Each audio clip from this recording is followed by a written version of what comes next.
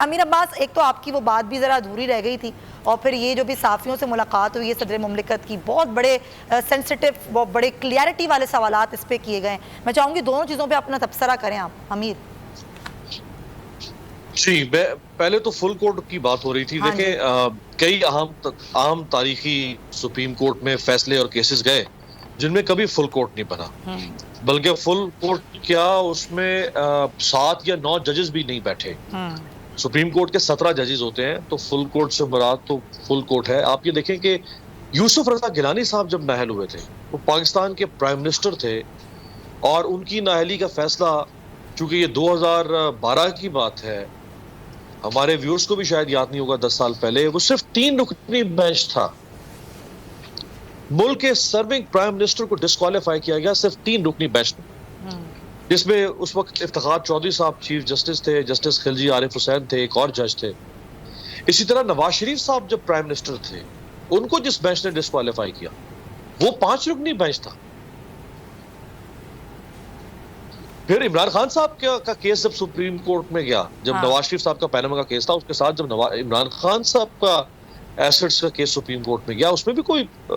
10 12 یا 17 ججز نہیں بیٹھے ہوئے تھے۔ اسی طرح یہ بھی جب قاسم سوری صاحب کا کیس گیا سپریم کورٹ میں ان کی رولنگ سے متعلق، یہ تو پنجاب اسمبلی کے اسپیکر کی رولنگ ہے، یہ ڈپٹی اسپیکر نیشنل اسمبلی کی رولنگ تھی، جس کے کچھ آفٹر افیکٹس آ چکے ہوئے تھے۔ پرائم منسٹر عمران خان صاحب نے اسمبلی ڈیزالو کرنے کی سمری بھیج دی تھی صدر نے نوٹیفیکیشن جاری کر دیا تھا، نئے الیکشن کی بات شروع ہو گئی تھی، اتنی ڈیولپمنٹس ہو چکی تھی۔ اس کی زیادہ ریپرکشن ہیں as compare to deputy speaker Dost Mazari کی، لیکن یہاں بھی سپریم کورٹ نے کوئی 17 ججز کو نہیں بٹھایا تھا، 5 ججز تھے۔ سو آپ ڈکٹیٹ نہیں، اور یہ تو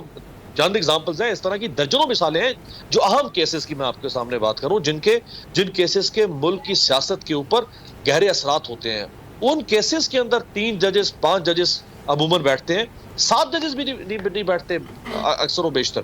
سو آپ کیسے ڈکٹیٹ کر سکتے ہیں دھونس دھاندلی سے، زبردستی بلی کر کے، کورٹ کو انٹیمیڈیٹ کر کے کہ نہیں بٹھائیں، آپ فل کورٹ بٹھائیں، فل کورٹ بٹھائیں۔ صحیح بات۔ اور جب کورٹ کہہ رہی ہے کہ آپ جسٹیفائی کریں، جب فل کورٹ بیٹھتی ہے کوئی بہت اہم کوئی کانسٹیٹیوشنل کویسچن آ جائے ایسا اس نوعیت کا، یا کوئی آئین میں ترمیم ہے، جیسے دیکھیں نا ابھی یہ نیب کے اندر انہوں نے جو چینجز کی ہیں، اس کے اوپر اگر کوئی فل کورٹ بنے تو اٹ میک سینس کہ یہ اتنی بڑی پاکستان کی پارلیمان نے اتنی چینجز کر دی ہیں نظام کے اندر اکاؤنٹیبلٹی کے۔ یا اسی طرح سے 18th امینڈمنٹ ہے، اگر اس کو چیلنج کر دیتا مثال کے طور پہ، یہ تو کوئی اتنا بڑا کانسٹیٹیوشنل کرائسس نہیں ہے جو انہوں نے پیدا کیا ہے، کرائسس تو نہیں ہے اٹ سیلف، بڑی سیلف ایکسپلینیٹری آرٹیکل 63 اے sub class B self explanatory ہے، اس میں کوئی ابہام ہی نہیں ہے۔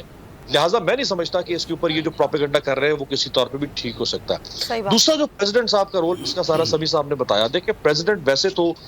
ہمارے ہاں اس کی ایک سیریمونیل پوزیشن ہے، ایک پوسٹ آفس کا رول بنا دیا گیا تھا پریزیڈنٹ آفس کا، سوائے چند ایک جگہوں پہ جہاں پہ وہ تھوڑا سا افیکٹو رول پلے کر سکتے ہوں گے، اور خاص طور پہ ایک ایسا پریزیڈنٹ جو عمران خان صاحب کی پارٹی سے جن تعلق، عمران خان صاحب نے ان کو پریزیڈنٹ لگایا، تو یہ پی ڈی ایم تو کسی صورت میں ان کو برداشت نہیں کر سکتی ہے۔ بلکہ آپ کو یاد ہوگا جس وقت عمران خان صاحب کو ہٹایا گیا ووٹ آف نو کانفیڈنس سے، تو اس کے بعد پھر یہ اگلا ٹارگٹ جو ہے وہ عارف الوی صاحب کو بھی بنایا گیا تھا، لیکن چونکہ پریزیڈنٹ کی امپیچمنٹ ہے بہت مشکل مرحلہ، اس کے لیے آپ کو جتنے ووٹ چاہیے وہ اس کے اوپر بہت کام کرنا تھا آصف زرداری کو، حکومت اور معاملات میں الجھ گئی، لہٰذا عارف الوی صاحب کو ہٹانا بھی ان کے لیے آسان نہیں رہا۔ سو اس پریزیڈنٹ کو تو یہ کسی صورت میں قبول نہیں کریں گے، نہ اس پریزیڈنٹ کی کسی انیشیٹو کو۔ ہاں، جدھر انہوں نے خود اشارہ کیا، جیسے بتا رہے تھے سمی صاحب، کہ اگر ملٹری اسٹیبلشمنٹ پریزیڈنٹ، چونکہ وہ ملک کا آئینی سربراہ ہے، آئینی مائی باپ ہے، اگر اس کو پریزیڈنٹ ملٹری اسٹیبلشمنٹ کی طرف سے دونوں کو بٹھا کے بیچ میں بیٹھے تو شاید ممکن۔ ہاں، وہ تو انہوں نے آفر کی بھی ہے کہ اگر وہ چاہیں تو میں بیٹھنے کے لیے تیار ہوں، اس پہ کوئی رول ادا کرنے کے لیے تیار ہوں۔ رائٹ۔ اچھا جمیل، ہم ذرا فل کورٹ پہ جو بات کر رہے تھے، ذرا اس پہ اور بات کر لیتے ہیں، کیونکہ چیف جسٹس نے جو ریمارکس دی ہیں ذرا اس پر بات کر لیتے ہیں۔ انہوں نے کہا آئین پڑھنے سے یہ واضح ہے کہ ہدایات پارلیمانی پارٹی نے دینی ہے، اور اس سوال کا جواب دینے کے لیے کسی مزید قانونی دلیل کی ضرورت نہیں ہے۔ ایسا سوال ہی نہیں تھا جس پر فل کورٹ تشکیل دی جاتی، اور کوئی دلیل بھی نہیں دی گئی، کوئی قانونی ایک نقطہ بھی نہیں دیا گیا، صرف اصرار تھا کہ فل کورٹ بنایا جائے۔ اصرار تھا، اور مسلسل اصرار ہے، اور کیونکہ ان کو پتہ ہے کہ ہم یہ والا کیس تقریباً آلموسٹ ہار چکے ہیں اور اس کے اندر کوئی ان کے پاس دلیل والی بات نہیں ہے، کیونکہ دو ایک جیسے واقعات ہیں اور اس کے اوپر ججز بھی سیم ہیں، اور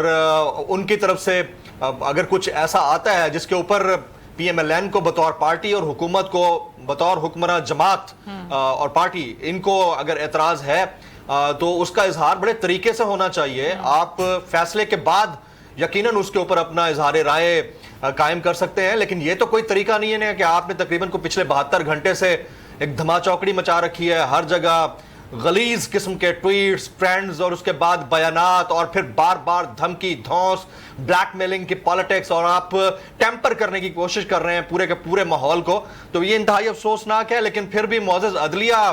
کو سلام پیش کرنے کو دل کرتا ہے، ججز کو جنہوں نے اپنا ٹیمپر بالکل نہیں لوز کیا. اس سچویشن میں بھی پورا موقع دیا جا رہا ہے، کسی قسم کی کوئی جلد بازی نہیں دکھائی گئی، حالانکہ جب خود کہا جا رہا ہے کہ سمپل سا میٹر ہے آرٹیکل 63(1)(a) کا اور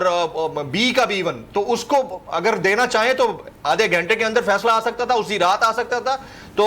تمام تر تحفظات ختم کرنے کے لیے باقی پارٹیوں کے میرے خیال میں اس وجہ سے اتنی تاخیر ہو رہی ہے. ابھی سمیع بھائی جو ہے وہ بتا رہے تھے صدر مملکت سے ملاقات کا، میرے خیال میں وہاں پر یہ بھی ایک چیز امپورٹنٹ ہوتی ہے اگر پوچھی جاتی کہ فیصلہ اگر اپوزیشن، اب کی اپوزیشن جو کہ پارلیمان کے اندر وفاق میں موجود نہیں ہے، ان کے حق میں آتا ہے اور پرویز الہی صاحب سی ایم بنتے ہیں، تو پھر جو کانسٹیٹیوشنل کرائسس پیدا ہوگا وہاں کے گورنر کے حلف نہ لینے کی صورت میں، اس حوالے سے پریزیڈنٹ صاحب نے کیا سوچ رکھا ہے؟ کوئی ایسی بات ہوئی سمیع بھائی؟ نہیں، اس میں پریزیڈنٹ صاحب جو ہیں وہ بہت کوشش تھے، بات ہر طرح کی ہوئی ان کے ساتھ، لیکن وہ آج جو ان کی پریس جو یہ انٹریکشن تھی اس کا بنیادی مقصد وہ جیسے انہوں نے کہا تیلی لگانا نہیں تھا. وہ اپنا جو رول انہوں نے ڈیفائن کیا آج، جس میں انہوں نے بڑی بڑی باتیں کی ہیں، اگر آپ ان کا امپیکٹ دیکھیں تو انہوں نے عدم اعتماد کا کہا کہ میں جو ہے وہ وہیں سے آنی چاہیے، میں قانون اور آئین کے دائرے میں ان کے ساتھ ہوں. پھر انہوں نے تفصیل بتائی، انہوں نے بتایا کہ ابھی تک ٹوٹل جو ہے نا جو میرے پاس جو سمریز آئی ہیں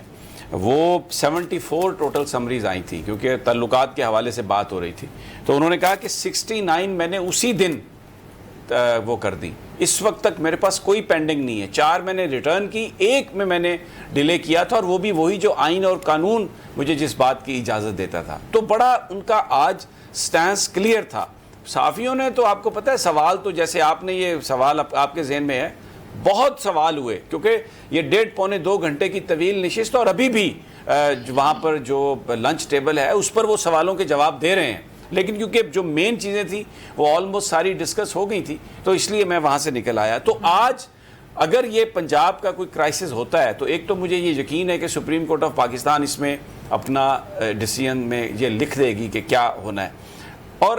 اگر بات پریزیڈنٹ صاحب تک گئی تو جو اس بڑی صورتحال کے تناظر میں جو وہ مجھے کوشش کرتے ہوئے نظر آ رہے ہیں، جو آئین میں چیز درج ہے اس سے ماورا وہ کچھ نہیں کریں گے، اور بالکل کسی کو بھی وہ فیور کرنے کی کوشش نہیں کریں گے. وہ یہ آج کہہ رہے تھے کہ شہباز شریف صاحب سے ان کے ورکنگ ریلیشن بہت اچھے ہیں، اور وہ اسی دن ان کی جو سمری ہے وہ اس کو اپروو کرتے ہیں، اور وہ کہتے ہیں کہ میں پڑھتا ہوں سمری، کیونکہ میری یہ عادت ہے کہ میں پڑھ کے اور بالکل وہ گرامر کے بے نقطے اور جو وہ کاماز ہوتے ہیں ان کو بھی دیکھ کے میں سائن کرتا ہوں. سبسکرائب کریں اور بیل دبائیں تاکہ کوئی خبر رہ نہ جائے.